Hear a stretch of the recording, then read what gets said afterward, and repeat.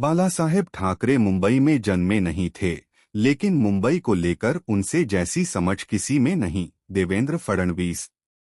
महाराष्ट्र के मुख्यमंत्री देवेंद्र फडणवीस ने शुक्रवार को कहा कि मुंबई की जो समझ बालासाहेब ठाकरे को थी, वह अन्य किसी को नहीं है। फडणवीस ने यह बात मनसे अध्यक्ष राज ठाकरे द्वारा उन्हें बाहरी बताने के जवाब में कही। मुंबई में ट्रैफिक की समस्या कैसे दूर होगी, इस पर उन्होंने कहा कि हमने 400 किलोमीटर से ज्यादा लंबा मेट्रो का प्लान बनाया है। अजित पवार और अशोक चव्हाण पर भ्रष्टाचार के आरोप के बावजूद साथ लेने के मुद्दे पर फडणवीस ने कहा कि यही राजनीति की सच्चाई है, कोई पार्टी इसे नजरअंदाज नहीं कर सकती। प्रस्तुत है टाइम्स दफ्तर आए मुख्यमंत्री देवेंद्र फडणवीस से लंबी बातचीत के प्रमुख अंश। मुंबईकर कई तरह की मुश्किलों का सामना कर रहे हैं। आपके पास क्या प्लान है? मुझे लगता है कि ईज ऑफ डूइंग एक बड़ा बदलाव है। इससे विकास कार्यों की रुकावट दूर हुई है। मुंबई में ट्रांसपोर्टेशन इंफ्रा स्केलेटर लगाना, प्लेटफॉर्म की ऊंचाई बढ़ाना, सबर्बन रेलवे सर्विस में सुधार, ट्रेनों की फ्रीक्वेंसी में सुधार, पैसेंजर की सुविधाएं, और अब हम सबर्बन रेलवे के लिए मेट्रो कोच का प्लान बना रहे हैं। सेकंड क्लास पैसेंजर के लिए ट्रेन का किराया वही रहेगा।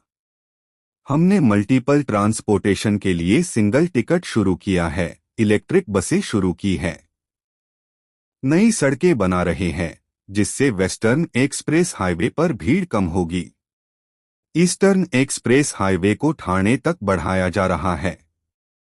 वर्ली शिवडी कनेक्टर दिसंबर 2026 तक तैयार हो जाएगा।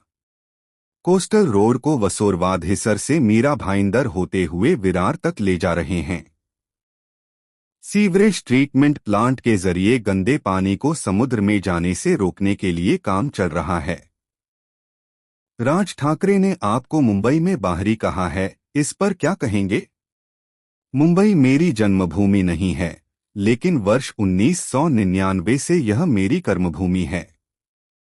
मुंबई की जो समझ बालासाहेब ठाकरे को थी, वह किसी को नहीं है। लेकिन दिवंगत बालासाहेब ठाकरे का जन्म भी मुंबई में नहीं हुआ था। उनके पिता प्रबोधनकार ठाकरे का जन्म भी मुंबई में नहीं हुआ था। मुंबई में जन्मे लोगों ने कई सालों तक बीएमसी को चलाया, लेकिन उन्होंने मुंबई और मराठी मानुष के लिए क्या किया? मुंबई में बीएमसी के साथ कई अन्य अथॉरिटी है, क्या समन्वय में कमी की वजह से प्रोजेक्ट लेट हो रहे हैं? मुंबई में बीएमसी के साथ सेंट्रल और स्टेट अथॉरिटी है। बीएमसी और राज्य की अथॉरिटी में कोई प्रॉब्लम नहीं है, लेकिन सभी को एकीकृत नहीं कर सकते हैं। समन्वय का हम प्रयास कर रहे हैं। ठाकरे ने 700 वर्ग फुट के घरों को टैक्स फ्री करने का वादा किया है।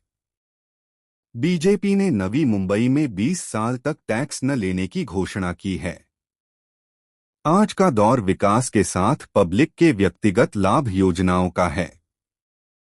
नवी मुंबई में बीजेपी ने यह वादा किया है। इसका चलन पूरे देश में शुरू हो गया है। कोई भी पार्टी इससे दूर नहीं रह सकती। भविष्य में कोई और चलन शुरू हो सकता है। क्या बीएमसी में सत्ता आने पर 2.5 साल के लिए मेयर का पद शिंदे सेना को देंगे? 2.5 साल ही क्यों, हम उन्हें 5 साल के लिए भी मेयर का पद दे सकते हैं। बस मेयर महायुति का होगा। अजित पवार संग गठबंधन का कोई पछतावा? अजित पवार को साथ लेने से पहले कई पहलुओं के बारे में सोचा। हमने एक दूसरे के खिलाफ न बोलने का फैसला किया है। अजित पवार एक व्यावहारिक व्यक्ति है। उन्हें पता है कि कहां आगे बढ़ना है, कहां पीछे हटना है और कहां लचीला रहना है।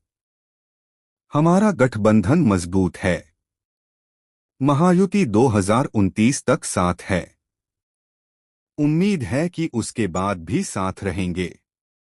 चुनाव में सीट आवंटन करते समय क्या महिलाओं की अनदेखी की गई? ऐसा नहीं है कि महिलाओं के लिए 50% सीट आरक्षित हैं। लेकिन हमने 55% सीटें महिलाओं को दी है। हर चुनाव के बाद एक नई पीढ़ी चुनाव लड़ना चाहती है। 2022 में चुनाव नहीं हुए, फिर एक नई पीढ़ी चुनाव लड़ने के लिए तैयार हो गई। यह अच्छी बात है।